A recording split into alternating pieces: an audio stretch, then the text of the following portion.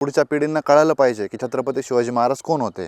सत्तेमध्ये बसलेले छत्रपती शिवाजी महाराजांचा वापर करून इलेक्शन जिंकत आलेले आजपर्यंत. तर नमस्कार मित्रांनो, NCERTने 8वीच्या पाठ्यपुस्तकातून मराठा साम्राज्याचा जो नकाशा होता तो काढून टाकण्यात आला.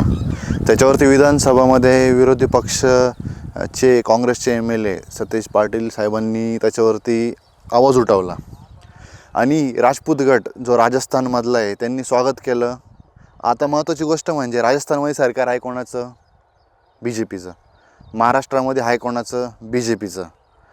म्हणजे तुम्ही विचार करा, आवाज जरी उठवला, आता सगळे लोक क्रिएटर्स पण रील्स बनवत आहे, विरोध करताय. का करताय? किती पण काही केलं तरी तो नकाशा तो दिसला पाहिजे, पुढच्या पिढींना कळायला पाहिजे की छत्रपती शिवाजी महाराज कोण होते. पण हे जे भडवे हरामखोर नालायक हे जे मंत्री आहे, संत्री MLA जे आज सिटिंग MLA सत्तेमध्ये बसलेले छत्रपती शिवाजी महाराजांचा वापर करून इलेक्शन जिंकत आलेले आजपर्यंत, त्याबद्दल ते कोणीच काही बोलत नाही आहे.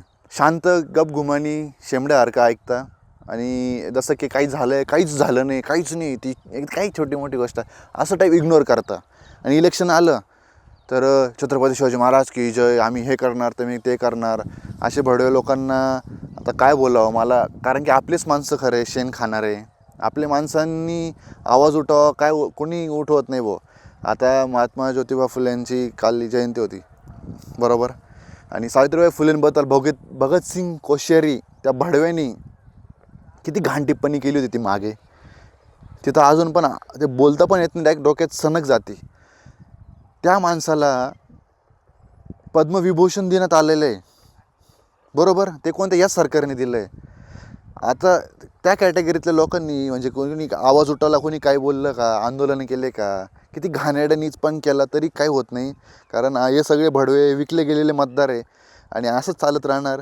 आपल्या देशाचं, आपल्या राज्याचं वाटोळं होणार आहे. पण हे भडवे कधी सुधारणार नाही. खरं मतदार भडवे म्हणून हे भडवे माजता.